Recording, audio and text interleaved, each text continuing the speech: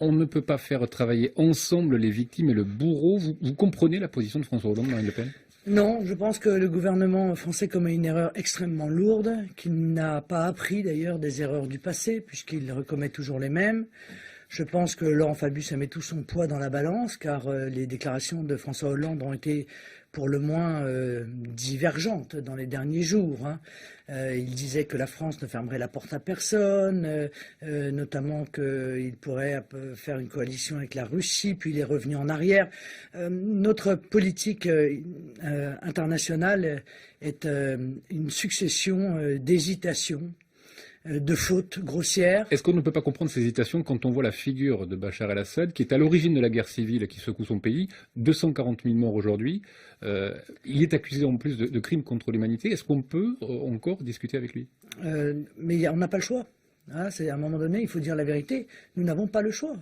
Moi, je ne suis pas un défenseur de Bachar el-Assad. Je n'ai jamais reçu, comme l'ont fait beaucoup de dirigeants français, dont Nicolas Sarkozy d'ailleurs. Mais en l'occurrence, il est l'État en Syrie. Et il n'y a pas d'alternative aujourd'hui. C'est soit l'État syrien, soit l'État islamique. Il est l'État. Alors, je préfère l'État syrien à l'État islamique. Je pense que c'est la politique du moindre mal. Je le dis d'ailleurs depuis 3 ans. Donc on ne peut pas dire que je cours après l'actualité. Le Front National a été le seul à dire depuis le départ que nous commettions une erreur majeure en soutenant des rebelles dont on nous a dit qu'ils étaient épris de démocratie et dont on s'est aperçu qu'en réalité, ils étaient dans leur immense majorité constitués de fondamentalistes islamistes. Donc vous êtes sur la ligne pragmatique de Poutine. Poutine est sur la mienne, peut-être. Peut-être que vous l'avez influencé. Je dis pas ça, non. Oui, parce qu'il y a 2 lignes. Il y a celle qui considère qu'il faut effectivement une coalition, mais avec un préalable. C'est la position de François Hollande, un préalable qui est après on se débarrasse de Bachar el-Assad. Est-ce que vous considérez qu'il faut séquencer les deux, ou vous dites on attaque, on fait partie de la coalition, on voit après, ou vous dites on ne faut pas toucher à Bachar après? Non, mais de toute façon, la vraie question, c'est pour l'instant lutter contre l'État islamique. Or, Bachar el-Assad est celui qui aujourd'hui lutte contre l'État islamique. Donc il faut faire une coalition avec Bachar el-Assad. Ça, c'est une évidence. Et nous le disons encore une fois depuis longtemps. Et après, c'est au peuple syrien de décider. Parce que, encore une fois, est-ce qu'on apprend des erreurs du passé? Nous avons fait la même opération en Libye. Ils sont arrivés, BHL, chemise ouverte et cheveux au vent, avec Nicolas Sarkozy dans son sillage. Ils ont mis au pouvoir les soi-disant rebelles épris de liberté. Et en fait, de rebelles épris de liberté, eh bien, il s'agissait de fondamentalistes islamistes qui ont mis en place la charia et qui ont livré ce pays au chaos, à la guerre ethnique, à l'épuration religieuse. Marine Le Pen, est-ce qu'il n'y a pas le danger là de remettre Bachar el-Assad au centre du jeu? Et c'est-à-dire que demain, si la France travaille avec Bachar el-Assad, est-ce qu'on ne le remet pas dans le jeu? Non, mais est-ce que vous vous rendez compte de ce qu'on est en train de dire? Et vous avez raison de le dire comme cela, car c'est ce que pense François Hollande. C'est-à-dire qu'il préfère entraîner la chute de Bachar el-Assad, quitte à ce que ce soit l'État islamique qui gagne la Syrie, qui gagne la tête de la Syrie, avec toutes les conséquences que ça va avoir, où l'ensemble des pays autour risquent de tomber comme des dominos. C'est à cela qu'on veut jouer? Eh bien moi je trouve qu'il s'agit là d'une folie, que nos dirigeants jouent aux apprentis sorciers, qu'encore une fois ils ont commis les mêmes erreurs par le passé. On a vu ce qui s'est passé en Irak, on a vu ce qui s'est passé en Libye. Est-ce qu'on va arrêter cette folie, ou est-ce que l'on va continuer jusqu'à ce que la poudrière nous explose à la tête? Bachar el-Assad a comme ami l'Iran, donc une théocratie. Est-ce qu'il faut prendre le risque, Il faut mettre tous ceux qui veulent lutter contre l'État islamique autour de la table.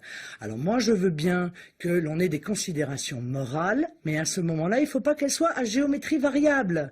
Voilà, parce qu'au moment où on nous explique que l'Iran est une théocratie, on permet que l'Arabie Saoudite prenne la tête du panel des droits de l'homme au même moment où il condamne à mort pour avoir manifesté d'une guerre entre chiites et sunnites. Un gamin qui a manifesté à l'âge de 17 ans et qui est condamné à être exécuté et que ses chairs pourrissent, etc. Non mais honnêtement, il faut à un moment donné être cohérent. Voilà. Donc moi je pense qu'il faut mettre autour de la table toutes les nations qui veulent lutter contre l'État islamique, car l'urgence, le gigantesque danger est là, et la défense des intérêts de la France et des Français, c'est précisément d'arriver à abattre l'État islamique. Mais Marine Le Pen, on l'a entendu, François Hollande l'a dit hier soir, les autorités françaises sont d'accord pour discuter d'un gouvernement de transition qui inclurait des membres du gouvernement actuel, donc de l'équipe de Bachar el-Assad, et des membres de l'opposition.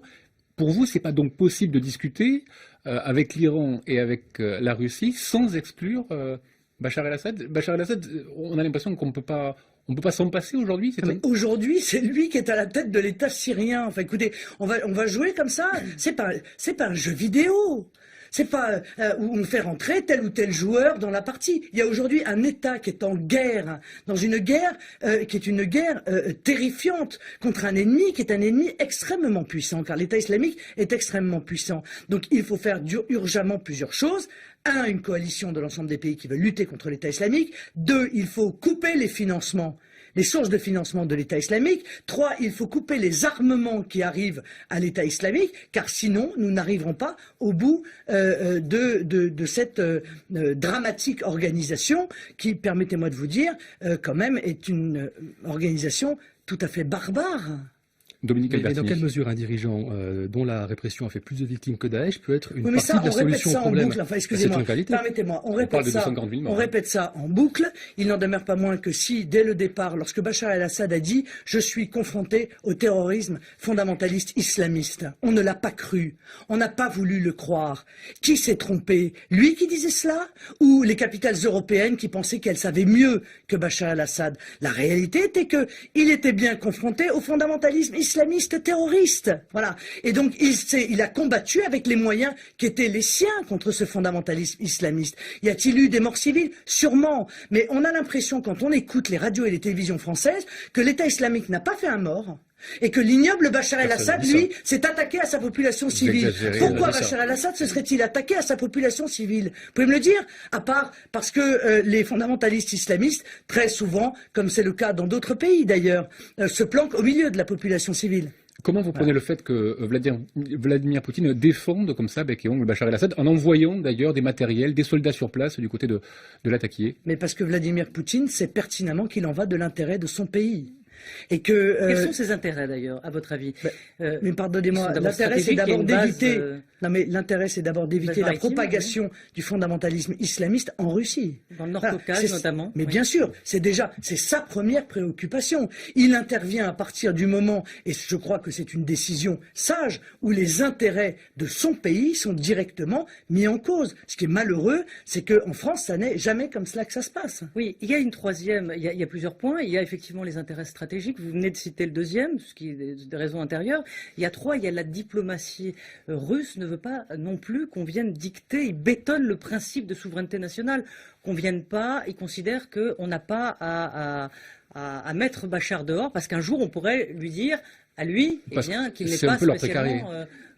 Non, c'est absolument pas une histoire de précaré. C'est toute une vision du monde, et notamment une vision du monde multipolaire, fondée sur la souveraineté des nations. Il est vrai que le concept américain, que nous avons suivi d'ailleurs avec aveuglément, que l'on a suivi aveuglément, qui consiste à aller se faire le gendarme du monde et à aller faire le mercato des dirigeants. Celui-là nous plaît pas, on le retire. Celui-là nous plaisait, il nous plaît plus, on le retire. Celui-là, on l'assassine.